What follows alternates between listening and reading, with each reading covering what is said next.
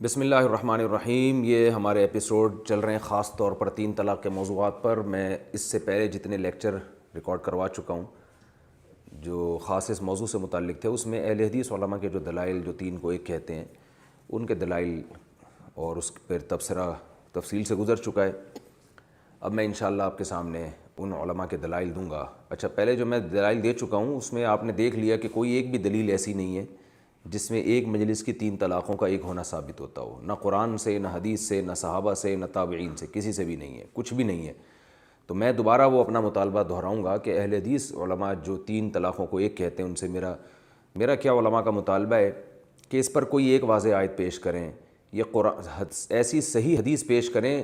جس کا مفہوم یہی نکلتا ہو کہ ایک مجلس کی 3 طلاقوں کو نبی نے ایک قرار دیا ہے، یا قرآن و سنت سے ثابت کریں کہ طلاق اگر غیر شرعی طریقے سے دی جائے تو وہ کالعدم ہوتی ہے، یا کسی ایک صحابی سے ضعیف سند سے دکھا دیں کہ انہوں نے ایک مجلس کی 3 طلاقوں کو ایک قرار دیا ہے، یا کسی تابعی سے چاہے ضعیف سند سے دکھا دیں لیکن واضح ہو اس میں کہ وہ ایک مجلس کی 3 طلاقوں کو ایک سمجھتے تھے۔ تو اس بارے میں کوئی بھی روایت ہمیں نہیں ملتی، جیسا کہ آپ پچھلے ایپیسوڈ میں پڑھ چکے ہوں گے۔ اب میں انشاءاللہ آپ کو وہ دلائل دوں گا جن سے 3 طلاقوں کا بہرحال 3 ہونا ثابت ہوتا ہے، چاہے وہ ایک مجلس کی ہوں یا متفرق مجلس کی۔ اس میں سب سے پہلے قرآن مجید ہے۔ سورہ بقرہ میں اللہ تعالیٰ کا ارشاد ہے، الطلاق مرتان فامساک بمعروف او تسریح باحسان۔ طلاقیں 2 مرتبہ ہیں، پھر اس کے بعد تمہیں حق ہے عمدہ طریقے سے روک لو یا عمدہ طریقے سے رخصت کر لو۔ آگے چل کے اللہ نے فرمایا فإن طلقها، اگر مرد نے تیسری طلاق دے دی ہے، فلا تحل له من بعد حتى تنكح زوجا غیرہ، تو تیسری طلاق کے بعد اس کی بیوی اس کے لیے حلال نہیں ہے جب تک کہ یہ عورت کہیں اور نکاح نہ کر لے اور پھر وہ طلاق دے دے، اور اگر وہ طلاق دیتا ہے فلا جناح علیہما ان یتراجعا، پھر پہلا شوہر اور بیوی دوبارہ نکاح کر سکتے ہیں۔ اور حدیث میں آتا ہے کہ دوسرا شوہر ہم بستری بھی کرے، اور مزید حدیث میں قرآن و سنت سے پتہ چلتا ہے کہ پہلے شوہر کی عدت بھی گزرے اور دوسرے کی بھی عدت گزرے، اور یہ پری پلان بھی نہ ہو، پہلے سے معاہدہ کر کے بھی نہ ہو۔ تو یہ جو آیت ہے اس میں ہمیں اللہ نے بتا دیا کہ 3 کے بعد رجوع کا حق نہیں ہے۔ ہمارے اہل حدیث علماء اس آیت پر یہ اشکال کرتے ہیں کہ اس آیت میں جو اللہ نے فرمایا طلاق مرتان، جو طلاقیں ہیں نا 2 مرتبہ ہیں، تو اگر کسی نے اکٹھی دے دی تو یہ تو ایک ہی مرتبہ ہو گئی، 2 مرتبہ تھوڑی ہے۔ تو کہتے ہیں 2 مرتبہ کا مطلب ہے کہ ایک مرتبہ میں جتنی بھی دو گے وہ 1 مرتبہ، پھر دوبارہ جب دو گے تو وہ دوسری مرتبہ۔ تو وہ کہتے ہیں اس سے پتہ چلتا ہے کہ اکٹھی اگر دے دی تو وہ تو 1 مرتبہ ہو گئی نا، تو اس لیے وہ ایک ہی ہوگی۔ یہ بات قرآن و سنت کی روشنی میں غلط ہے، اور لفظ مرتان کی غلط تشریح ہے۔ مرتن جو ہے نا، جس کو اردو میں ہم مرتبہ کہتے ہیں، ایک مجلس میں ایک کام اگر آپ 2 دفعہ کرتے ہیں تو وہ بھی 2 مرتبہ ہی کہلاتا ہے۔ یہ نہیں ہوتا آپ کہتے ہیں میں نے 2 دفعہ کھانا کھایا، تو ایک مجلس میں بھی 2 دفعہ اگر آپ نے کھانا کھایا تو 2 دفعہ ہی کہلایا جاتا ہے۔ وہ میں نے اس کو 2 دفعہ مارا، تو یہ بھی ہو سکتا ہے ایک مہینے کے وقفے سے مارا ہو، یہ بھی ہو سکتا ہے اسی مجلس میں آپ نے 2 دفعہ مارا ہو۔ اور یہ تو قرآن و سنت سے ہی ثابت ہے کہ قرآن و سنت میں لفظ مرتان کا مطلب کیا ہے دوسرے مقامات پہ۔ تو آئیے ہم قرآن و سنت سے دیکھتے ہیں۔ قرآن و سنت میں یہ آیت یعنی مرتن کا لفظ اور بھی استعمال ہوا ہے، تو ہم دیکھتے ہیں وہاں سب اس کا ترجمہ کیا کرتے ہیں۔ سب سے پہلے ہم دیکھتے ہیں کہ سورہ قصص میں آیت نمبر 52 اور 54 میں اللہ تعالیٰ کا ارشاد ہے، اولئک یؤتون اجرہم مرتین، نیک لوگوں کی تعریف ہے اور ان کے بارے میں آتا ہے ان کا اجر مرتین دیا جائے گا، یعنی مرتان اجر دیا جائے گا۔ کیا مطلب؟ پہلے 1 مہینے میں اجر دیا جائے گا، پھر اگلے مہینے میں اجر؟ یہ نہیں ہے، تمام مفسرین اس کا ترجمہ کرتے ہیں ان کو دگنا اجر دیا جائے گا، یعنی اجر ایک ہی ہوگا مگر ڈبل کر کے دیا جائے گا۔ تو اس ڈبل اجر کو جو ایک ہی مجلس میں ہوگا اس کو قرآن مرتان سے تعبیر کر رہا ہے۔ اس سے پتہ چلتا ہے کہ طلاق 2 مرتبہ اگر ایک محفل میں ایک ہی دفعہ میں 2 دے دی ہیں تو وہ بھی 2 مرتبہ ہی کہلائیں گی، 2 طلاقوں کو 2 مرتبہ کہا جا رہا ہے۔ اور اگر آپ اس دعوے کو نہیں مانتے تو پھر کم از کم 2 مجلسوں میں اگر کوئی 2 دفعہ دے رہا ہے تو اس کو تو 2 مرتبہ کہیں نا آپ۔ جیسے ایک آدمی نے ہفتے کے دن بیوی کو طلاق دی، 1 طلاق، دوسری طلاق اس نے اتوار کو دی ہے، دن بھی چینج ہو گیا، لوکیشن بھی چینج۔ ہفتے کو وہ کراچی میں تھا، پہلی طلاق دی، اور حیدرآباد میں اس نے دوسری دی ہے اتوار کے دن۔ تو کراچی اور حیدرآباد میں کتنا فرق ہے؟ تو ایسی صورت میں تو پھر آپ مانیں کہ وہ 2 طلاقیں ہوں گی، لیکن آپ اس کو بھی ایک ہی کہہ رہے ہو۔ تو اس کا مطلب آپ خود مرتان کو مرتن جو ترجمہ آپ کر رہے ہو آپ خود اس پر عمل نہیں کر رہے۔ تو اس سے صاف پتہ چلتا ہے کہ مرتان کا مطلب ایک ہی طلاق جو 2 مرتبہ ہو، یعنی دگنی طلاقوں کو اللہ نے مرتان سے تعبیر کی ہے. جیسے کہ حدیث میں آتا ہے انشق القمر مرتین علی عہد رسول اللہ صلی اللہ علیہ وسلم، کہ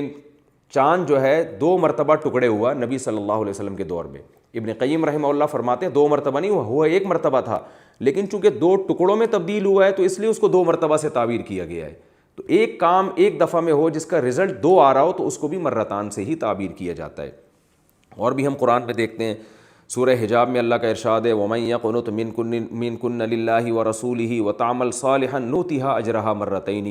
امہات المومنین سے اللہ نے خطاب کیا کہ تم میں جو بھی اللہ کی اور رسول کی اطاعت کرے گی اور نیک اعمال کرے گی ہم اس کو اس کا اجر 2 مرتبہ دیں گے. 2 مرتبہ کا مطلب یہ نہیں ہے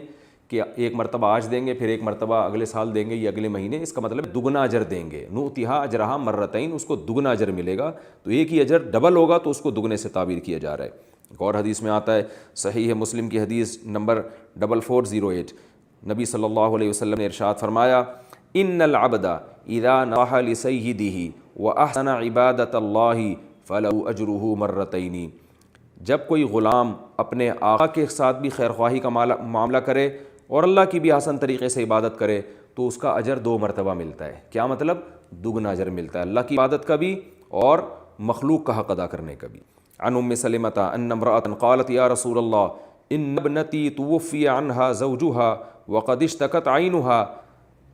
افنکتحلها قال لا مرتين او ثلاثا افنکحلها. ام سلمہ یا افننکحها ہے، یعنی اس کا مطلب یا تو یہ ہو سکتا ہے کہ ہم اس کی آنکھ میں سرما لگا لیں، یا اس کا مطلب یہ ہوتا ہے کہ ہم اس کا نکاح کر دیں. تو قال لا، ام سلمہ رضی اللہ تعالیٰ عنہ فرماتی ہیں کہ ایک عورت نے نبی صلی اللہ علیہ وسلم سے پوچھا کہ میری بیٹی کا انتقال ہو گیا ہے، میری بیٹی کے شوہر کا انتقال ہو گیا ہے اور اس کی آنکھوں میں کوئی بیماری ہے. افننکحها نہیں، پھر آنکھوں میں بیماری ہے تو ظاہر ہے افنکحلها، کیا ہم اس کے سرما لگا سکتے ہیں آنکھوں میں؟ آپ نے فرمایا لا، نہیں. مرتین او ثلاثا، یہ بات آپ نے 2 مرتبہ فرمائی یا 3 مرتبہ؟ اب آپ بتاؤ، نبی نے اسی مجلس میں فرمایا نہیں نہیں نہیں. ایسا تھوڑی ہے کہ نبی نے اس وقت فرما دیا نہیں، پھر 1 مہینے بعد اس خاتون کو بلا کے فرمایا نہیں، پھر تیسرے مہینے میں بلا کے فرمایا نہیں. تو ایک ہی مجلس میں ایک بات نبی نے 3 دفعہ دہرائی ہے یا 2 دفعہ دہرائی ہے، اسے مرتن سے اور مرتانی اور ثلاث مراتن سے تعبیر کیا جا رہا ہے. تو یہ بات بالکل واضح ہو جانی چاہیے کہ اچھا. ایک اور میں اس بارے میں روایت پیش کرتا ہوں، یہ بھی بخاری اور مسلم کی روایت ہے جو ام سلمہ والی. عن ابی بکرۃ رضی اللہ عنہ قال قال النبی صلی اللہ علیہ وسلم فی حجۃ الوداع وفیہ قال الا هل بلغت مرتین. صحیح بخاری. حضرت ابو بکرہ رضی اللہ عنہ فرماتے ہیں کہ نبی صلی اللہ علیہ وسلم نے حجۃ الوداع کے موقع پر صحابہ سے فرمایا کیا بتاؤ میں نے اپنا پیغام پہنچا دیا؟ مرتین، یہ بات نبی نے 2 مرتبہ کہی ہے. تو کیا اسی مجلس میں کہی ہے یا الگ الگ مجلسوں میں کہی ہے؟ ظاہر ہے نبی نے اسی مجلس میں اپنی بات کو بار بار ریپیٹ کیا. تو ایک ہی مجلس میں ایک کلام کو بار بار ریپیٹ کیا جاتا ہے، اسے بھی مرتین، مرتانی، مراتن ان سے تعبیر کیا جاتا ہے. تو ایک طلاق اگر قرآن کہہ رہا ہے جب طلاقیں 2 مرتبہ دی ہیں تو اس سے صاف پتہ چل رہا ہے کہ ایک ہی مجلس میں دی ہوں یا الگ الگ مجلس میں دی ہوں، قرآن ان کا حکم بیان کر رہا ہے. آپ اس سے اگر الگ الگ مجلس مراد لیتے ہو تو آپ قرآن کی آیت کے ظاہر کے خلاف چل رہے ہو، ایسی تفسیر کر رہے ہو جس پر آپ کے پاس کوئی واضح دلیل نہیں ہے. قرآن نے جس چیز کو عام رکھا ہے اس کو عام ہی رکھنا پڑے گا، جس کو مطلق رکھا ہے اس کو مطلق ہی رکھنا پڑے گا. اس پر جب تک قرآن جیسی اور قطعی دلیل آپ کے پاس نہیں ہوگی آپ اس آیت کو چینج نہیں کر سکتے. اسی طرح قرآن میں اور بھی بہت ساری ہیں. یہ حدیث میں آتا ہے کہ جو نماز کے بعد تسبیح پڑھتا ہے سبحان اللہ 33 مرتبہ، اس میں بھی جو ہے وہ ثلاثن و ثلاثین مرتن کے الفاظ ہیں، 33 مرتبہ. تو جو نماز کے بعد تسبیح ہم 33 مرتبہ پڑھتے ہیں، ایک ہی مجلس میں پڑھتے ہیں یا الگ الگ مجلسوں میں؟ ایک ہی مجلس کے 33 مرتبہ کو حدیث میں 33 مرتبہ سے تعبیر کیا گیا ہے. تو میرا خیال ہے اتنا کافی ہے کہ الطلاق مرتان کا مطلب صاف واضح ہو گیا کہ طلاقیں 2 مرتبہ، خواہ ایک مجلس میں ہو یا الگ الگ مجلس میں، قرآن فرق نہیں کر رہا. اور قرآن و سنت میں صحابہ کے دور میں یہ فرق ہمیں ملتا ہی نہیں ہے، تبھی اس بارے میں حدیث سب عام ہیں. تو آپ صلی اللہ علیہ وسلم سے بھی اس بارے میں جو منقول ہے میں انشاءاللہ وہ پیش کروں گا. تو قرآن صاف طور پر کہہ رہا ہے. اور یہ قرآن کی آیت جو نازل ہوئی ہے حضرت عبداللہ ابن عباس اور حضرت عائشہ رضی اللہ تعالی عنہما دونوں سے منقول ہے، جو میں شروع میں حوالے بھی دے چکا ہوں کہ وہ فرماتے تھے کہ زمانے جاہلیت میں جب کوئی شخص طلاقیں دینا چاہتا تو کوئی حد نہیں تھی، جتنی چاہیں طلاقیں دے دیتا، چاہے ایک مجلس میں ہو یا الگ الگ مجلس میں، عدت سے پہلے پہلے اس کو رجوع کا حق تھا۔ تو قرآن نے بالکل اس کے اگینسٹ حکم نازل کیا ہے۔ یہ حضرت عائشہ سے بھی مروی ہے، عبداللہ بن عباس سے بھی، آپ چاہیں تو ابو داؤد دیکھ لیں، موطا امام مالک دیکھ لیں، اور علامہ ابن کثیر رحمہ اللہ تعالیٰ نے اپنی سند سے بھی اس کو ذکر کیا ہے تفسیر ابن کثیر میں الطلاق مرتان والی آیت کے تحت۔ اس میں علامہ ابن کثیر کے الفاظ میں آپ کو پڑھ کے سنا دیتا ہوں، عربی عبارت پڑھوں گا تو لمبی عبارت ہے، ٹائم لگے گا، صرف لفظی ترجمہ کر دیتا ہوں میں اس کا، کہ وہ فرماتے ہیں، امام ابو داؤد اپنی کتاب سنن ابی داؤد میں فرماتے ہیں کہ 3 طلاقوں کے بعد رجوع کے منسوخ ہونے کا باب، یہ باب امام ابو داؤد نے قائم کیا ہے کہ حضرت اکرمہ ابن عباس روایت کرتے ہیں کہ جب کوئی شخص اپنی بیوی کو طلاق دیتا تھا، اگرچہ اس نے 3 مرتبہ طلاق دی ہو تو پھر بھی اسے رجوع کا حق حاصل ہوتا تھا،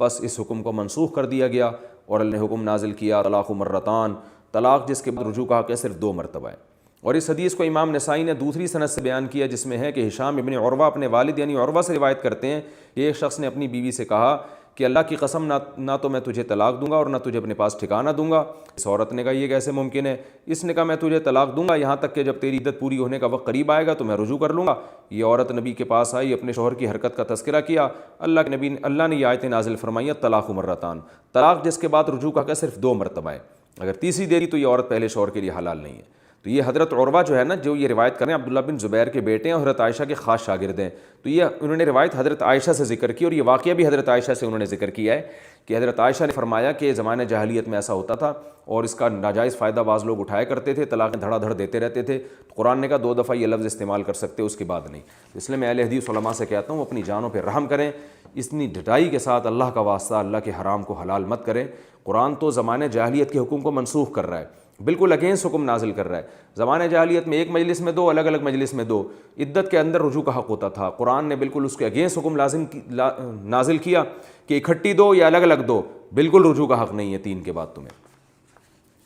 تو اور اگر کسی مفسر نے اس آیت کی اس کے خلاف کوئی تفسیر کی ہے تو بعد کے مفسروں کا قول حجت نہیں ہے، ہمارے لیے حجت صحابہ، تابعین، اسلاف ہیں، اور قرآن، سب سے پہلے تو قرآن و سنت ہے۔ تو اگر کسی کوئی حوالہ دے فلاں نے یہ لکھا تو بھائی فلاں کی ذاتی رائے ہے، وہ جب تک دلیل نہیں ہوگی ہم ان کی بات کو فالو نہیں کریں گے۔ اور دلیل کسے کہتے ہیں؟ قرآن نے جس چیز میں قید نہیں لگائی ہے مجلس کی، آپ اس میں اس وقت تک قید نہیں لگا سکتے جب تک ایسی مضبوط دلیل آپ کے پاس نہ ہو جیسی قرآن کی آیت ہوتی ہے، کیونکہ قرآن کے قطعی کے خلاف ظنی دلائل نہیں چلتے جب کہ آپ کے پاس ظنی بھی نہیں ہے، وہ دلائل بھی نہیں ہے جن کو ظن کے درجے میں دلیل کہا جا سکے۔ قرآن کی دوسری آیت جس سے پتہ چلتا ہے کہ اکٹھی 3 طلاقیں 3 ہوتی ہیں، وہ ہے سورہ طلاق۔ 28ویں پارے میں آپ سورہ طلاق دیکھ لیں جا کے، اس کی تفصیل میں پہلے ایپیسوڈ میں بھی بیان کر چکا ہوں، دوبارہ بیان کر دیتا ہوں مختصراً۔ سورہ طلاق شروع ان الفاظ سے ہو رہی ہے، یا ایھا النبی اذا طلقتم النساء، اے نبی امتیوں کو کہہ دیں کہ جب تم بیویوں کو طلاق دو، فطلقوہن لعدتہن، تو عدت کے اوقات میں تقسیم کر کے دیا کرو اور عدت کو شمار بھی کیا کرو۔ عدت کے اوقات پوری امت کہتی ہے کہ پاکی کے ایام میں دو، اس پر اجماع ہے سب کا کہ عورت جب حیض سے پاک ہو جائے تو ہم بستری کیے بغیر اس کو 1 طلاق دی جائے، پھر اگر دوسری دینی ہے تو دوسرے مہینے میں طہر میں دی جائے، تیسری دینی ہے تو تیسرے طہر میں، اس طرح ڈیوائڈ کر کے دیا کرو۔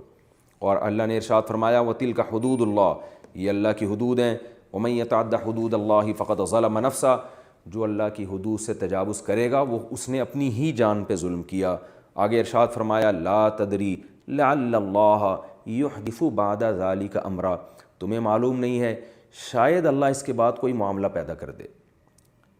شاید اس کے بعد اللہ کوئی معاملہ پیدا کر دے۔ اس سے کیا مراد ہے؟ میں آیت کی تفسیر میں انشاءاللہ اقوال پیش کروں گا تابعین کے، کہ ایک تو بتایا کہ جو اللہ کی حدود سے تجاوز کرتا ہے اس نے اپنی جان پہ ظلم کیا، اس میں اشارہ دے دیا اللہ نے کہ جو اس طریقے سے طلاق نہیں دے گا وہ اپنی جان پہ ظلم کرے گا، اور ظلم کی صورت یہی ہوگی کہ پچھتائے گا، جیسے کہ اکٹھی 3 طلاقیں دینے کے بعد لوگ پچھتاتے ہیں، تو یہ جب ہی ممکن ہے جب اس 3 کو نافذ کیا جائے، اگر نافذ نہیں ہوگا تو وہ نہ اس نے اپنے اوپر ظلم کیا اور نہ وہ پچھتا رہا ہے۔ اور آگے تو بالکل وضاحت سے فرما دیا کہ تمہیں معلوم نہیں شاید اللہ اس کے بعد کوئی صورت پیدا کر دے۔ کیا مطلب؟ ہم تمہیں طلاق جو ڈیوائڈ کرنے کا حکم دے رہے ہیں اس لیے دے رہے ہیں کہ بسا اوقات طلاق کے بعد میاں بیوی میں جوڑ کی کوئی صورت بن جاتی ہے، تو اکٹھی دو گے تو یہ صورت نہیں بنے گی، اس لیے ہم تمہیں ڈیوائڈ کر کے حکم دے رہے ہیں کہ کیا پتہ شاید کچھ بعد میں کوئی، ابھی تو تم چھوڑنا چاہ رہے ہو لیکن ہو سکتا ہے نیت بدل جائے تمہاری۔ یہی تفسیر اس کی جو ہے وہ تابعین اور صحابہ سے منقول ہے، میں پیش کروں گا انشاءاللہ۔ ذالک یوعظ بہ، اللہ فرماتے ہیں یہ وہ باتیں ہیں جن کے ذریعے نصیحت کی جا رہی ہے، من کان یؤمن باللہ والیوم الآخر، جو اللہ اور آخرت پر ایمان رکھتا ہے، ومن یتق اللہ یجعل لہ مخرجا، اور جو اللہ سے ڈرتا ہے اللہ اس کے لیے مصیبت سے نکلنے کا راستہ رکھتا ہے۔ اس کی تفسیر بھی میں پیش کر چکا ہوں کہ اس آیت کا مطلب عبداللہ بن عباس بیان فرماتے ہیں، جن کو اللہ کے نبی نے فرمایا اللہ اس کو تفسیر کا علم سکھا، اس پر میں سند پیش کر چکا ہوں۔ انہوں نے اس کی تفسیر کی کہ جو اللہ سے ڈرتا ہے، یعنی آیت کے جو ماقبل حصہ ہے نا اسے دیکھ کے فرمایا کہ جو اللہ کے بتائے ہوئے طریقے کے مطابق طلاق دیتا ہے اللہ اس کے لیے مصیبت سے نکلنے کا راستہ رکھتے ہیں۔ صاف پتہ چلتا ہے کہ جس نے اللہ کے بتائے ہوئے طریقے کے مطابق طلاق نہیں دی اور اکٹھی 3 دے دیں، اللہ اب اس کے لیے مصیبت سے نکلنے کا راستہ نہیں رکھتے۔ تو یاد رکھیں جب اللہ نے راستہ نہیں رکھا تو کسی مفتی کو یہ ہمت نہیں ہونی چاہیے کہ وہ طلاق دینے والے کے آنسوؤں سے پہ ترس کھا کے اس کے لیے مصیبت سے نکلنے کا راستہ پیدا کر دے اور کہہ دے کہ یہ ایک طلاق ہوئی ہے۔ تو اتنی واضح آیتوں کے بعد بھی میں کہتا ہوں کہ ٹھیک ہے جن بڑے اکابر سے غلطی ہوئی ہو گئی ان سے، ہم ان کی نیتوں پہ شبہ نہیں کرتے، لیکن آپ خدا را ہوش نہ کھول لیں۔ ایک حلال ایک حرام فرض کو آپ کس جرت اور دلیری کے ساتھ آپ حلال کر رہے ہیں، اور کتنی دیکھیں گے طلاق کے احکام قرآن میں جہاں بھی بیان کیے ہیں نا اس میں اللہ نے یہ بھی فرمایا لا تتخذوا آیات اللہ ہزوا، اللہ کے ان احکام کو مذاق نہ بناؤ، تمسخر نہ بناؤ، ان کو سنجیدگی سے لو۔ تو آپ کیسے یعنی کہ کبھی یہ فتویٰ کبھی وہ فتویٰ، کبھی سعودی عرب کی عدالتوں میں عجیب کام ہو رہا ہے، عدالت یہ فتویٰ دے رہی ہے کہ 3 ہوتی ہیں، بعض مفتی یہ فتویٰ دے رہے ہیں کہ 3 1 ہوتی ہے، ایک تماشا بن گیا طلاق کے حکام۔ تو عدالت جو ہے نا وہ خود کہہ دیتی ہے کہ جاؤ مفتیوں سے جا کے فتویٰ لے لو، کورٹ کا فیصلہ الگ ہے، چند مفتیان کرام کا فیصلہ الگ ہے۔ تو یہی تو ہے طلاق کے حکام کو مذاق بنانا، میں سمجھتا ہوں۔ تو اس سے اس جرت اور دلیری سے بچنا چاہیے، اتنی واضح احکام ہیں۔ تو اس بارے میں جو ہم محدثین سے جو کچھ سنتے ہیں جو اس آیت کی تشریح میں، وہ انشاءاللہ میں آپ کو بتا دیتا ہوں۔ پہلی بات تو یہ کہ یہ جو مذکورہ آیت ہے نا، بڑے بڑے محدثین نے، شارحین نے، مفسرین نے کہا ہے کہ یہ بالکل صریح آیت ہے اس بارے میں کہ اکٹھی 3 دے دیں تو وہ واقع ہو جائیں گی۔ علامہ قرطبی رحمہ اللہ تعالیٰ اس آیت کے تحت فرماتے ہیں لا تدری لعل اللہ یحدث بعد ذلک امرا، یہ جو اللہ نے فرمایا کہ شاید اللہ اس کے بعد کوئی صورت پیدا کر دے، کہتے ہیں الامر الذی یحدثہ اللہ ان یقلب قلبہ من بغضها الی محبتها، وہ امر جو اللہ پیدا کرے گا وہ یہ ہے کہ اللہ شوہر کے دل میں عورت کی نفرت کے بعد محبت پیدا کر دے گا۔ ومن الرغبۃ عنها الی الرغبۃ فیہا، پہلے شوہر اس سے ہٹ رہا تھا، اب شوہر کے دل اس کی طرف مائل ہونا شروع ہو جائے گا۔ وقال جمیع المفسرین، فرماتے ہیں کہ یہ تمام مفسرین یہ کہتے ہیں اراد بالامر ہنا الرغبۃ فی الرجعہ، تمام مفسرین اس آیت کی یہ تفسیر کرتے ہیں کہ اللہ نے جو فرمایا کہ 3 اکٹھی نہ دیا کرو، غیر شرعی نہ دیا کرو، شاید اللہ اس معاملے میں کوئی صورت پیدا کر دے تو اس صورت سے مراد کیا ہے الرغبۃ فی الرجعہ، تمہارے دل میں رجوع کی رغبت پیدا کر دے گا۔ تو ومن القول التحریض علی طلاق الواحدۃ والنہی عن الثلاث، اور اس میں ایک طلاق دینے کی ترغیب ہے کہ اگر دینی ہو تو صرف 1 دینا ہے اور 3 سے روکا گیا ہے۔ تو اس سے فرماتے ہیں، اور حقیقت یہ کہ اس آیت کا اس کے علاوہ کچھ مطلب بنتا نہیں ہے، اگر ہے تو ہمیں بتایا جائے کہ اس کا آیت کا اور کیا مطلب بنتا ہے۔ پھر وہ آگے چلتے ہیں ہم، آگے اللہ تعالیٰ کا ارشاد ہے جو اللہ کی حدود سے تجاوز کرتا ہے تو اس نے اپنے اوپر ظلم کیا۔ علامہ ابن عبد البر رحمہ اللہ تعالیٰ فرماتے ہیں وقد احتج قوم من اہل العلم فی ان الطلاق فی الحیض لازم لقول اللہ عز وجل ومن یتعد حدود اللہ فقد ظلم نفسہ یقول عصا ربہ وفارق امرأتہ، یہ جو قرآن میں آتا ہے کہ جس نے اللہ کی حدود سے تجاوز کی، اپنی جان پہ ظلم کیا، مشہور مفسر علامہ ابن عبد البر فرماتے ہیں کہ اہل علم کی ایک بڑی جماعت نے اس سے استدلال کیا ہے کہ ناجائز طلاق بھی واقع ہو جاتی ہے، کیونکہ قرآن کہہ رہا ہے جو اللہ کی حدود سے تجاوز کرتا ہے وہ اپنے اوپر ظلم کرتا ہے، تو ظلم ایسے کرتا ہے کہ اس نے اللہ کی نافرمانی کی اور بیوی اس سے جدا ہو گئی، تو اپنا ہی گھر برباد کر کے اس نے اپنا ہی نقصان کیا ہے۔ لوگ اس پہ کہتے ہیں اس میں تو بیوی کا نقصان زیادہ ہے، تو بیوی کا دنیاوی نقصان ہے، اور وہ بھی کیوں ہو رہا ہے اس کی وجوہات بھی میں دوسرے مواقع پر بیان کر چکا ہوں۔ اصل میں اس میں بنیادی مقصد ہے شوہر کو نقصان پہنچانا۔ عورت کو کیوں نقصان ہوتا ہے؟ وہ ہمارے معاشرے کی خرابی ہے کہ طلاق یافتہ عورتوں کی دوبارہ شادی نہیں ہوتی۔ صحابہ کے دور میں یہ نقصان نہیں ہوتا تھا، ادھر طلاق ہوئی ادھر فوراً رشتے آنا شروع ہو جاتے تھے، قرآن نے ان کو روکا کہ عدت کے دوران رشتے نہ بھیجو، تو یہ ہمارے معاشرے کی خرابی ہے، اس وجہ سے ہو رہا ہے، یہ قرآن و سنت کی خرابی نہیں ہے۔ علامہ نووی رحمہ اللہ تعالیٰ صحیح مسلم کے مشہور شارح ہیں، جن کی سب سے زیادہ مسلم کی شرح انہی کی پڑھی گئی ہے پوری دنیا میں، عرب و عجم میں، ان کا بڑا نام ہے. وہ فرماتے ہیں واحتج الجمہور بقولہ ومن یتعد حدود اللہ فقد ظلم نفسہ لا تدری لعل اللہ یحدث بعد ذلک امرا. فرماتے ہیں جمہور علماء نے اس آیت سے استدلال کیا ہے 3 طلاقوں کے 3 ہونے پر. اور جمہور اس لیے کہہ رہے ہیں کہ علامہ نووی کے دور میں مسئلہ اختلافی تھا، لیکن حقیقت ہے کہ صحابہ کے دور میں اختلافی نہیں تھا، اس لیے یہ اجماعی مسئلہ ہے. جن علماء نے اس کو جمہور کا موقف قرار دیا وہ اس اپنے زمانے کے لحاظ سے،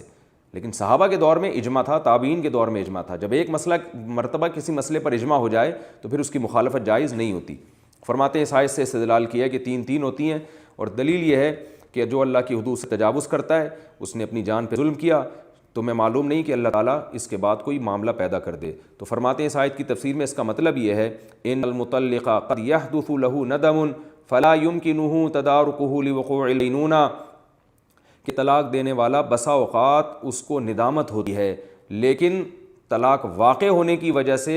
اس کی ندامت کی تلافی نہیں ہو سکتی. آگے علامہ نووی فرماتے ہیں فلو كانت الثلاث لا تقع لم يقع طلاقه هذا الا رجعيا فلا يندم. اگر یہ 3 طلاقیں واقعی نہ ہوتی تو اس کی طلاق تو صرف ایک رجعی ہوتی، تو اس کو ندامت کی ضرورت کیا تھی. تو یہ تشریح سب یہی تشریح کر رہے ہیں اس کی، اور حقیقت یہ ہے کہ اس کے علاوہ کوئی اور تشریح اس کی بنتی نہیں ہے. آگے الفاظ ہیں وَمَن يَتَّقِ اللَّهَ يَجْعَل لَّهُ مَخْرَجًا، جو تقوی اختیار کرتا ہے اللہ اس کے لیے مصیبت سے نکلنے کا راستہ رکھتے ہیں.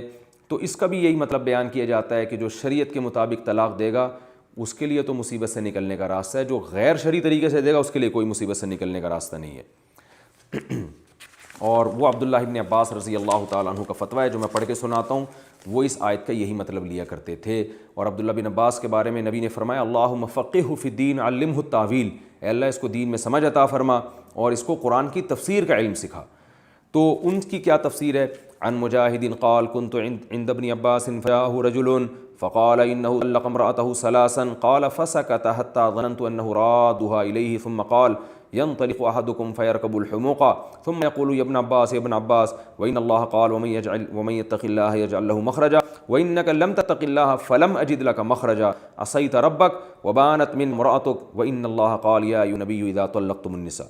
حضرت یہ ابو داؤد کی حدیث ہے، حدیث نمبر 2197، بخاری مسلم کی شرط پر اس کی یعنی سند ہے، اور اس کو کوئی بھی ضعیف نہیں کہتا.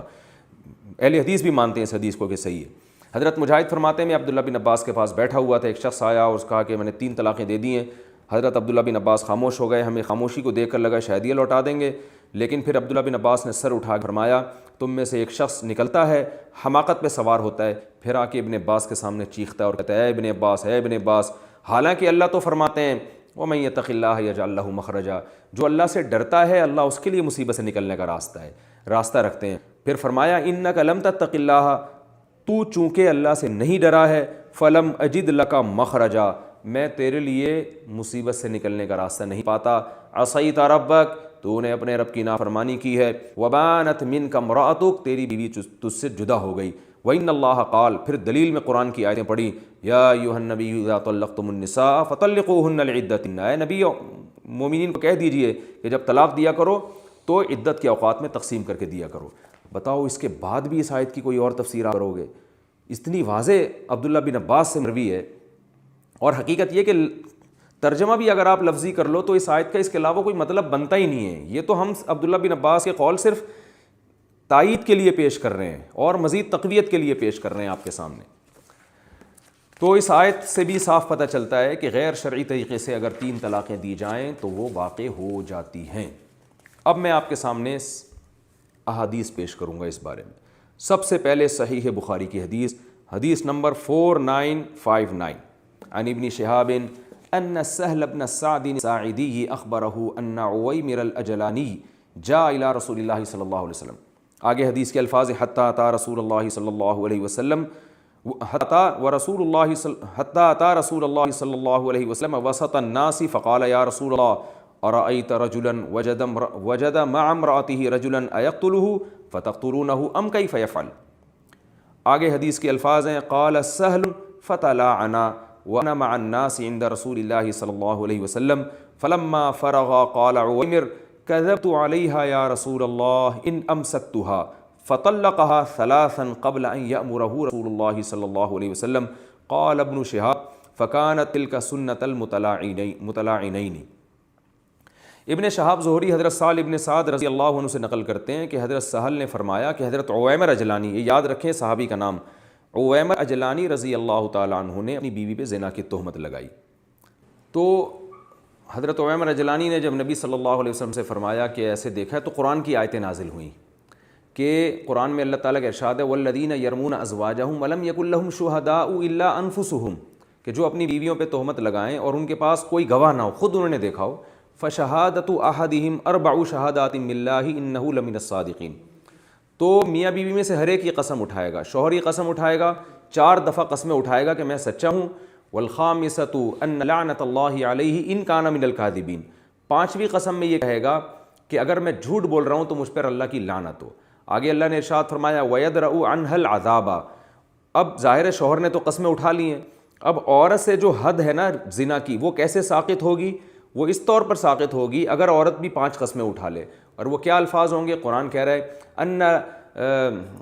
وَيَدْرَأُ عَنْهَا الْعَذَابَ أَن تَشْهَدَ 4 شَهَادَاتٍ بِاللَّهِ إِنَّهُ لَمِنَ الْكَاذِبِينَ، وہ اپنے شوہر کے بارے میں کہے 4 دفعہ قسم اٹھا کے کہ میرا شوہر مجھ پہ جھوٹی تہمت لگا رہا ہے، والخامسۃ، اور 5ویں دفعہ یہ کہے ان غضب اللہ علیہا، کہ مجھ پر اللہ کا غضب ہوگا، ان کان من الصادقین، اگر میرا شوہر سچ بول رہا ہے۔ تو اس عمل کو لعان کہا جاتا ہے کہ شوہر نے بیوی پہ تہمت لگائی، شوہر کے پاس گواہ نہیں ہے، لیکن وہ عدالت میں جا کے کہتا ہے کہ میں نے اپنی بیوی کو زنا کرتے ہوئے دیکھا ہے، عدالت اس سے 4 گواہ مانگے گی، گواہ نہیں ہے تو عدالت کہے گی پھر 5 قسمیں اٹھاؤ، اس طرح سے نئی قسم اٹھاتا تو پھر اس پہ جھوٹی تہمت کی سزا جاری ہوگی شوہر کے اوپر، اس کو کوڑے مارے جائیں گے، اور اگر قسم اٹھا لیتا ہے تو شوہر بری ہو گیا، لیکن اب بیوی کو کہا جائے گا کہ آپ کو رجم کیا جائے گا، آپ قسمیں اٹھاؤ یا اقرار کرو آپ کہ میں نے زنا کیا، اقرار کر لے گی تو پتھروں سے مار کے ہلاک کیا جائے گا، جس کو رجم کہتے ہیں، اقرار نہیں کرتی تو پھر قسم اٹھائی جائے گی، اس کو بند کیا جائے گا جب تک کہ وہ قسمیں نہیں اٹھا لیتی، اور وہ قسمیں کیا ہیں جو قرآن نے بیان کی ہیں، جو میں نے آپ کے سامنے پیش کر دی۔ مرد بھی قسم اٹھا لے، عورت بھی قسم اٹھا لے، تو اس عمل کو کہا جاتا ہے لعان، یعنی ایک دوسرے پر گویا وہ لعنت کر رہے ہیں اپنے اوپر کہ میں جھوٹ بول رہا ہوں تو لعنت، اور وہ کہہ رہی ہے میں جھوٹ بول رہی ہوں تو مجھ پر غضب، تو اس عمل کو لعان کہا جاتا ہے۔ ہوتا یہ ہے کہ جب نبی صلی اللہ علیہ وسلم سے اس بارے میں ہمیں 2 واقعات ملتے ہیں کہ جب بھی لعان ہوگا، لعان، تو اسلام یہ کہتا ہے کہ میاں بیوی اکٹھے نہیں رہ سکتے جب تک کہ اپنی بات سے رجوع نہیں کر لیتے، وہ تو یہ دونوں اکٹھے نہیں رہ سکتے۔ اب تو یہ واقعہ ہوا ہے کہ حضرت عویمر اجلانی رضی اللہ تعالی عنہ نبی صلی اللہ علیہ وسلم کے پاس آئے اور بتایا میں نے اپنی بیوی کو زنا کرتے ہوئے دیکھا، آپ نے فرمایا کہ اللہ نے اس بارے میں آیتیں نازل کی ہیں، تو ان کی بیوی کو بھی لایا گیا، ان کو بھی لایا گیا، تو انہوں نے پھر قسمیں اٹھائیں اسی طرح سے جیسے سورہ نور میں ہے، ان کی بیوی نے بھی قسمیں اٹھا لیں۔ تو جب قسمیں اٹھائیں ان کی بیوی نے، تو حضرت عویمر اجلانی رضی اللہ تعالیٰ عنہ نے فرمایا، صحیح بخاری کی حدیث، کذبت علیہا ان امسکتھا، یا رسول اللہ اب بھی اگر اس عورت کو میں اپنے نکاح میں باقی رکھوں گا نا تو اس کا مطلب گویا میں نے جھوٹی تہمت لگائی تھی۔ فطلقہا ثلاثا قبل ان یامرہ النبی، ابھی نبی نے ان کو کچھ حکم نہیں دیا تھا، اس سے پہلے ہی انہوں نے 3 طلاقیں دے دی۔ تو اب مجھے ایک بات بتائیے، ہمارے اہل حدیث حضرات اس حدیث میں کہتے ہیں کہ اصل میں حدیث میں تو آتا ہے المطلعنان لا یجتمعان ابدا، لعان کرنے والے کبھی جمع ہو ہی نہیں سکتے، اور ایک حدیث میں آتا ہے رسول اللہ صلی اللہ علیہ وسلم نے میاں بیوی کے درمیان تفریق کرا دی، تو چونکہ نبی کی تفریق سے نکاح تو ٹوٹ ہی چکا تھا، تو حضرت عویمر اجلانی نے اگر اکٹھی 3 بھی دے دیں تو اس سے کچھ نہیں ہوا، تو یہ اس سے یہ ثابت نہیں ہوتا کہ 3 طلاقیں 3 ہوتی ہیں، تو یہ مغالطہ ہے۔ دیکھیے حدیث میں جو آتا ہے نا المطلعنان لا یجتمعان ابدا، 2 لعان کرنے والے کبھی جمع نہیں ہو سکتے، اس میں کہیں بھی نہیں ہے کہ لعان کرتے ہی ان کا نکاح ختم ہو جاتا ہے، یہ کہیں بھی نہیں ہے، بلکہ اس کا مطلب ہے وہ نہیں رہ سکتے ساتھ۔ کیا مطلب؟ شوہر کو اب طلاق دینی پڑے گی بیوی کو، شوہر طلاق نہیں دیتا تو قاضی ان کے درمیان نکاح کو ختم کرے گا، کیونکہ اب حدود اللہ پر یہ قائم نہیں رہ سکتے، آپ کھلے عام زنا کی تہمت بھی لگاؤ بیوی کے اوپر پھر اس کے ساتھ بھی رہو، تو یہ وہی ہے کہ حدود پر قائم نہیں رہ سکتے، تو اب شوہر طلاق نہیں دے گا تو پھر قاضی جو ہے ان کے درمیان تفریق کرے گا۔ تو نبی صلی اللہ علیہ وسلم نے ان کے درمیان تفریق کی، مگر ان کے درمیان نہیں، وہ ہلال ابن امیہ دوسرا واقعہ ہے، ان کے درمیان تفریق کی، کیونکہ ہلال ابن امیہ نے طلاق نہیں دی تھی، یہاں چونکہ انہوں نے طلاق دیے، اس واقعے کے بارے میں حدیث میں نہیں ہے کہ نبی نے تفریق کرا دی ان کے درمیان۔ ہمارے اہل حدیث بھائی کیا کرتے ہیں کہ وہ 2 واقعات کو خلط ملط کر دیتے ہیں، 2 واقعات کو آپس میں جوڑ دیتے ہیں، ہلال ابن امیہ رضی اللہ تعالیٰ عنہ کا لعان کا الگ واقعہ ہے، عویمر اجلانی کا الگ واقعہ ہے. یہاں یہ ہے کہ نبی سے کچھ منقول نہیں ہے کہ نبی نے تفریق کی نہیں کی. یہاں اس لیے حضرت عویمر نے خود سے 3 طلاقیں دے دی. اور دوسری جگہ جو آتا ہے وہ ہلال ابن امیہ کا واقعہ ہے. اس میں یہ ہے کہ ہلال ابن امیہ نے کی طلاق کا تذکرہ نہیں ہے, اس لیے وہاں نبی نے خود نکاح کو ختم کیا, فرقہا, جدائی کی ان کے درمیان. قاضی کو بعض صورتوں میں حق حاصل ہوتا ہے کہ وہ میاں بیوی کا نکاح کالعدم کر سکتا ہے, ان میں سے ایک صورت یہ بھی ہے. تو اس لیے بغیر کسی دلیل کے یہ کہنا کہ لعان کرتے ہی ان کا نکاح ختم ہو گیا, اس پہ آپ قرآن و حدیث سے کوئی واضح دلیل دیں اور آپ کو اس بارے میں کوئی دلیل نہیں ملے گی. اس سے صاف پتہ چلتا ہے کہ ان کا جو نکاح ختم ہوا تھا وہ ایک مجلس میں 3 طلاقیں دینے کی وجہ سے ختم ہوا تھا, اور نبی نے اس پہ خاموشی اختیار کی. اگر نبی صلی اللہ علیہ وسلم یہ سمجھتے کہ اس سے نکاح ختم نہیں ہو رہا تو آپ بتا دیتے صحابہ کو کہ بھئی یہ تو سمجھ رہے 3 سے نکاح ختم ہو جائے گا لیکن ختم نہیں ہو رہا. تو نبی کی خاموشی عام حالات میں اس کی دلیل ہے کہ یہ نبی کی اجازت سے ہو رہا ہے. لیکن ہاں جب تک کہ اس کے خلاف کوئی دلیل نہ ملے. بعض دفعہ نبی کی مجلس میں کام ہوا ہے لیکن وہ نبی کی اجازت سے نہیں ہوا تو اس کو ہم نہیں کہیں گے, لیکن اگر کوئی دلیل نہیں ہے تو یہی سمجھا جائے گا. اور چلیں یہ ساری تقریر آپ نہیں مانتے, فرض کر لیتے ہیں کہ لعان کرتے ہی نکاح ختم ہو گیا تھا ان کا, لہذا نبی نے اس لیے نکیر نہیں کی حضرت عویمر اجلانی پر کہ وہ تو انہوں نے ویسے ہی ختم ہو گیا تو اکٹھی 3 دو یا 1 دو, اس سے کیا فرق پڑتا ہے. فرض کر لیں آپ, اور نکاح اصل میں لعان سے ہی ختم ہوا ہے اور یہ تو بعد میں ایسی معاذ اللہ کوئی ہوائی فائرنگ تھی, یہ فرض کر لیں. لیکن مجھے یہ بات بتائیں کہ حضرت عویمر اجلانی کے جو الفاظ ہیں وہ یہ ہیں کہ کذبت علیہا ان امسکتھا, کہ یا رسول اللہ اگر میں اس عورت کو اپنے نکاح میں اب بھی باقی رکھوں گا نا تو اس کا مطلب میں نے اس پہ جھوٹی تہمت لگائی تھی. یہ کہا اور کھڑے کھڑے انہیں 3 طلاقیں دی ہیں. اس سے صاف پتہ چلتا ہے کہ حضرت عویمر اجلانی یہ سمجھتے تھے کہ نکاح سے نکالنے کے لیے مجھے 3 دینی پڑیں گی, 1 یا 2 سے میری بیوی نکاح سے نہیں نکلے گی. اگر ان کا یہ خیال ہوتا کہ جیسے عبداللہ بن عباس سے صحیح مسلم مروی ہے کہ نبی کے دور میں 3 طلاقیں ایک شمار ہوتی تھیں, تو اگر یہ مطلب ہوتا تو حضرت عویمر اجلانی بھی یہ سمجھ رہے ہوتے کہ نبی کے دور میں نبی کی موجودگی میں اور بہت سارے صحابہ کی موجودگی میں میری 3 طلاقیں ایک ہی شمار ہوں گی, تو وہ پھر 3 کیوں دیتے اور وہ یہ کیوں کہتے کہ میں اس کو اپنے نکاح سے نکالنا چاہتا ہوں. اس سے صاف پتہ چلتا ہے کہ نبی کے دور میں, نبی کی موجودگی میں, صحابہ کی موجودگی میں, اور حضرت عویمر اجلانی جیسے صحابی یہ خود سمجھ رہے ہیں کہ مجھے اپنے نکاح سے اپنی بیوی کو نکالنے کے لیے 3 دینی پڑیں گی. تو اس سے وہ جانتے تھے, مانتے تھے کہ 3 ہوتی ہیں, 1 نہیں ہوتی. اور ویسے بھی اچھا اس سے آپ یہ بھی کہہ سکتے ہیں کہ ہو سکتا ہے حضرت عویمر اجلانی رضی اللہ تعالی عنہ کو مسائل کا علم نہ ہو, وہ غلطی سے 3 کو 3 سمجھ رہے ہوں جبکہ نبی تو 3 کو 1 سمجھتے تھے. یہ بھی ہم نہیں کہہ سکتے. اس کی وجہ یہ ہے کہ عبداللہ بن عباس اور حضرت عائشہ رضی اللہ تعالی عنہم سے صحیح سند سے میں نے حدیثیں پیش کی ہیں پچھلے ایپیسوڈ میں اور اس سے بھی شروع میں پیش کی ہیں کہ زمانہ جاہلیت میں 3 طلاقوں کو ایک سمجھا جاتا تھا, 3 کیا 3000 کو بھی. اسلام نے اس حکم کو منسوخ کیا ہے اور قرآن کی آیتیں نازل ہوئی ہیں کہ 3 کے بعد رجوع کا حق نہیں ہے. تو اس سے ہمیں یہ صاف پتہ چلتا ہے کہ حضرت عویمر اجلانی رضی اللہ تعالی عنہ طلاق کے مسائل سے واقف تھے, ان کو یہ پتہ تھا کہ زمانہ جاہلیت کا حکم منسوخ ہو گیا ہے. تو اس سے پتہ چلتا ہے وہ کم علم بھی نہیں تھے, ورنہ وہ جو ہے وہ یہ سمجھتے کہ 3 سے تو 1 ہی ہوگی اور میرے نکاح سے یہ نکلے گی نہیں. تو اس سے صاف پتہ چلتا ہے کہ وہ قرآن کی آیت بھی جانتے تھے, اس کا مفہوم بھی جانتے تھے, اور یہ بھی جانتے تھے کہ زمانہ جاہلیت کا حکم منسوخ ہو گیا, اور یہ بھی جانتے تھے کہ جب تک یہ عورت میرے نکاح میں باقی رہے گی تو جب تک میں 3 طلاقیں نہیں دوں گا اسے یہ خاتون میرے نکاح سے نہیں نکلیں گی. تو تبھی انہوں نے فرمایا کذبت علیہا ان امسکتھا, اگر میں اس کو اپنے نکاح میں باقی رکھوں تو یا رسول اللہ پھر تو میں نے ان پر جھوٹ باندھا. ہمارے اہل حدیث حضرات کہتے ہیں کہ یہ سب اس لیے تھا نبی نے خاموشی اختیار کی, اگرچہ وہ یہ سمجھ رہے تھے عویمر اجلانی کے 3 سے نکاح ختم ہو جائے گا, لیکن نبی نے خاموشی اس لیے اختیار کی کہ نکاح تو ویسے ہی ختم ہو گیا ہے لعان کے ذریعے. اس پر یہ حدیث بھی پیش کرتے ہیں کہ ابو داؤد کی حدیث ہے فرق رسول اللہ صلی اللہ علیہ وسلم بین المطلعنین وقضا اللہ بیت لها علیہ ولا قوت من اجل انہما یتفرقان من غیر طلاق ولا متوفى عنہا. کہتے ہیں نبی صلی اللہ علیہ وسلم نے 2 لعان کرنے والوں کے درمیان تفریق کر دی اور یہ فیصلہ کیا کہ کوئی نان نفقہ بھی نہیں ہے, اور وجہ یہ ہے کہ یہ بغیر کسی طلاق کے اور شوہر کی موت کے بغیر ان کا نکاح ختم ہو رہا ہے. تو یعنی طلاق کے بغیر ہی نکاح ختم ہو رہا ہے, اس لیے نبی نے یہ فیصلہ کیا تھا. تو یہ حدیث سند کے لحاظ سے بالکل بھی ٹھیک نہیں ہے,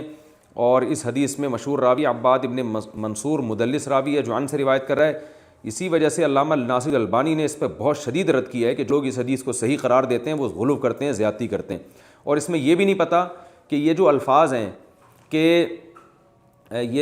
ہیں کہ اس لیے کہ ان کا نکاح بغیر طلاق کے ختم ہو گیا تھا، یہ الفاظ نبی کے بھی نہیں ہیں، یہ تو بعد میں راوی نے اپنی طرف سے اس میں الفاظ ڈالیں،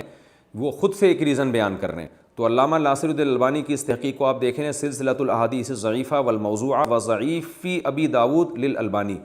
البانی رحمہ اللہ کی جو مشہور کتاب ہے، جو ان پہ ابو داؤد کی روایت پر ان کا کلام ہے۔ تو عباد ابن منصور مدلس راوی کی وجہ سے یہ حدیث ضعیف ہے، اور اس میں یہ جو الفاظ ہیں کہ بغیر طلاق کے ان کا نکاح خود بخود ختم ہو گیا تھا، ان الفاظ کی نسبت بھی نبی صلی اللہ علیہ وسلم کی طرف نہیں کی جا سکتی، بلکہ یہ راوی کے اپنے الفاظ ہیں۔ تو اور بھی کچھ الفاظ ہیں جن سے اہل حدیث حضرات کہتے ہیں کہ لعان سے ہی نکاح ختم ہو گیا تھا، طلاق سے ختم نہیں ہوا تھا۔ وہ الفاظ کیا ہیں؟ بعض حدیثوں میں آتا ہے فَكَانَتْ تِلْكَ سُنَّةُ الْمُتَلَاعِنَيْنِ أَن يُفَرَّقَ بَيْنَهُمَا، کہ دو لعان کرنے والوں کا یہ طریقہ بن گیا کہ ان کے درمیان جدائی ڈال دی جائے گی۔ تو ہم بھی کہتے ہیں کہ ان کا یہ طریقہ ہے، کیونکہ حدیث کے الفاظ ہیں لا سبیل لک علیہا، آپ نے لعان کرنے والے صحابی کو فرمایا تمہارے پاس اس عورت کے پاس جانے کا کوئی راستہ نہیں ہے۔ تو کیا مطلب؟ تمہیں طلاق دینی پڑے گی، تم نہیں دو گے تو جج نکاح کو، قاضی یعنی نبی صلی اللہ علیہ وسلم نکاح کو ختم کریں گے، یہ مطلب ہے۔ کوئی ایک حرف، اسی طرح حدیث میں آتا ہے المتلاعنان لا یجتمعان ابدا، دو لعان کرنے والے کبھی بھی جمع نہیں ہو سکتے، یعنی یا تو شوہر کو طلاق، کیونکہ نکاح ختم کرنے کے لیے خاتمے کی کوئی دلیل ہونی چاہیے، دلیل یہی ہے کہ شوہر طلاق دے یا قاضی اس کے نکاح کو ختم کرے۔ اور یہ جو حدیث کے الفاظ ہیں کہ فَكَانَتْ تِلْكَ سُنَّةُ الْمُتَلَاعِنَيْنِ أَن يُفَرَّقَ بَيْنَهُمَا، کہ دو لعان کرنے والوں کا یہ طریقہ بن گیا کہ ان کے درمیان جدائی ڈالی جائے گی۔ اس کا مطلب خود بخود جدا نہیں ہو جائیں گے، جدائی ڈالی جائے گی ان کے درمیان، ان کو جدا کیا جائے گا۔ کس طرح سے؟ یا تو شوہر کو مجبور کیا جائے گا کہ وہ طلاق دے، یا جج کو کہا جائے گا کہ وہ جو ہے وہ ان کے درمیان نکاح کو ختم کرے۔ اور اگر یہ لعان سے رجوع کر لیتے ہیں تو یہ لعان کرنے والے رہے نہیں، پھر ان کا نکاح ختم نہیں ہوگا۔ شوہر اگر لعان سے رجوع کرتا ہے تو 80 کوڑے لگیں گے اس کے، پھر وہ اس کی بیوی ہے، رہے اس کے ساتھ، اور عورت اگر لعان سے رجوع کرتی ہے تو عورت کو پھر رجم کر دیا جائے گا۔ تو صاف حدیثوں کا یہ مطلب ہے۔ تو میں اہل حدیث علماء سے مطالبہ کرتا ہوں قرآن و سنت میں، ایسا نہ ہو کہ آپ بعض فقہا کے اقوال پیش کرنا شروع کر دیں، فقہا کے اقوال تو دونوں طرف ملتے ہیں، قرآن و سنت سے آپ بتائیے کہ لعان کرتے ہی نکاح خود بخود ختم ہو جاتا ہے، اس بارے میں کوئی واضح دلیل دیں۔ نہیں ہے دلیل تو صاف پتہ چلتا ہے کہ حضرت عویمر اجلانی کے جو یہ الفاظ ہیں کہ یا رسول اللہ اب بھی میں اس کو اپنے نکاح میں اگر باقی رکھوں گا تو اس کا مطلب یہ ہوگا کہ میں نے گویا جھوٹی تہمت لگائی تھی، لہذا یہ کہتے ہی اب حضرت عویمر نے 3 طلاقیں دے دی کھڑے کھڑے۔ تو اس سے صاف پتہ چل رہا ہے کہ حضرت عویمر اجلانی بھی یہ سمجھتے تھے کہ نکاح سے نکالنے کے لیے 3 دینی پڑیں گی، صحابہ جو کھڑے ہوئے تھے وہ بھی یہ سمجھتے تھے کہ نکاح سے نکالنے کے لیے اکٹھی 3 دینی پڑیں گی، اور نبی صلی اللہ علیہ وسلم بھی یہ سمجھتے تھے، ورنہ نبی ان کو بتاتے کہ تم جو یہ سمجھ رہے ہو کہ تم ان کو نکاح سے نکالنے کے لیے 3 دو گے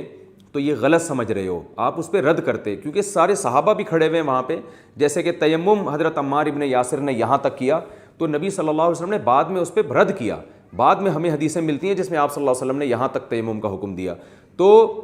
نبی صلی اللہ علیہ وسلم سے اس کے بعد بھی ہمیں کوئی حدیث نہیں ملتی جس میں آپ صلی اللہ علیہ وسلم نے یہ بتایا ہو کہ ایک مجلس کی 3 طلاقیں ایک ہوتی ہیں۔ جو روایت پیش کی جاتی ہیں ان کا حشر کیا ہے وہ میں نے آپ کے سامنے بتا دیا۔ تو بخاری اور مسلم کی یہ واضح حدیث ہے کہ جس سے صاف پتہ چلتا ہے کہ حضرت عویمر اجلانی نے اکٹھی 3 طلاقیں نبی کی موجودگی میں دی ہیں، اور اس کو یہ سمجھا گیا ہے کہ نکاح ختم ہوا، تبھی نبی کے بارے میں یہ نہیں آتا کہ نبی نے ان کے درمیان جدائی ڈالی ہے، کیونکہ یہاں طلاقیں ہو چکی تھیں۔ ہلال ابن امیہ نے طلاقیں دی ہیں، لعان کیا ہے، تو وہاں حدیث میں آتا فرق بینہما، نبی نے ان کے درمیان تفریق کی کیونکہ وہاں طلاق نہیں تھی۔ تو اس سے پتہ چلتا ہے کہ تفریق سے نکاح ختم ہوگا، دونوں میں قاضی تفریق کرے گا تو نکاح ختم ہوگا یا طلاق سے نکاح ختم ہوگا۔ تو یہ صاف دلیل ہے اس بات کی کہ اکٹھی 3 طلاقیں نبی صلی اللہ علیہ وسلم کی مجلس میں دی گئی ہیں اور ان کو کاؤنٹ کیا گیا ہے۔ اگر بخاری مسلم کی یہ حدیث صرف اتنی ہی ہوتی، اس کی مزید ڈیٹیل نہ ہوتی، تو بھی اس سے پتہ چلتا ہے کہ 3 ہوتی ہیں، لیکن ابو داؤد میں اس کی مزید تفصیل ہے، اس نے تو دودھ کا دودھ اور پانی کا پانی کر دیا۔ میں ابو داؤد کی وہ حدیث بھی آپ کے سامنے پڑھ کر سناتا ہوں۔ اس حدیث کے الفاظ ہیں فَأَنفَذَهُ رسول اللہ صلی اللہ علیہ وسلم، کہ آپ صلی اللہ علیہ وسلم نے اس طلاق کو شمار بھی کیا، نافذ بھی کیا، سمجھا بھی کہ یہ 3 طلاقیں ہیں۔ تو ابو داؤد کی حدیث کے الفاظ پڑھ دیتا ہوں. عن عیاض بن عبد اللہ الفہری وغیرہ عن ابن شہاب عن سہل رضی اللہ عنہ وفیہ فطلقها 3 تطلیقات عند رسول اللہ صلی اللہ علیہ وسلم فانفذہ رسول اللہ صلی اللہ علیہ وسلم. ابو داؤد کی حدیث ہے، حدیث نمبر 2250. اس میں آتا ہے کہ حضرت سہل ابن سعد نے جب 3 طلاقیں دی ہیں نبی کی موجودگی میں تو نبی صلی اللہ علیہ وسلم نے اس کو نافذ قرار دیا ہے. اور اس حدیث کو علامہ البانی رحمہ اللہ نے صحیح قرار دیا ہے، اور سلسلۃ الاحادیث الصحیحہ جس میں حدیث نمبر 2465 آپ دیکھ سکتے ہیں. تو بعض ہمارے اہل حدیث کہتے ہیں کہ وہ تو اصل میں نبی نے نافذ قرار دے دیا نا اس لیے ہو گئی، ورنہ اصل میں 3 تو ایک ہی ہوتی ہیں، وہ تو نبی نے نافذ قرار دیا ہے. تو یہ تکلفات ہیں. نبی کا فیصلہ بھی آپ کے سامنے آ گیا، حضرت عمر رجلانی کا اپنا خیال کیا تھا، وہ کیا سمجھ رہے تھے وہ بھی آ گیا، وہاں جو کھڑے ہوئے صحابہ کیا سمجھ رہے تھے وہ بھی آپ کے سامنے آ گیا. اس کے بعد کھینچا تانی کر کے یہ کہنا کہ نبی نے چونکہ نافذ قرار دیا ہے تو اگر نبی نافذ قرار دیتے تو ہوگی. تو بھائی نبی نافذ جب قرار دیں گے تو اس کا مطلب ہے کہ نبی یہ بزبان حال یہ بتا رہے ہیں کہ 3 دو گے تو نبی کی نظر میں وہ نافذ ہیں. تو اس میں تکلف کر کے کھینچا تانی کر کے اپنے مطلب تراشنا، یہ پھر میں سمجھتا ہوں کہ یہ شرعی حکام پر بڑی جرت اور دلیری کی بات ہے. اس کے بعد میں انشاءاللہ دوسری حدیث پیش کروں گا اگلے ایپیسوڈ میں آپ کے سامنے، ان سے بھی پتہ چلے گا کہ طلاق ایک مجلس میں ہو یا الگ الگ مجلس میں 3 ہی ہوتی ہیں. اللہ تعالیٰ عمل کی توفیق عطا فرمائے.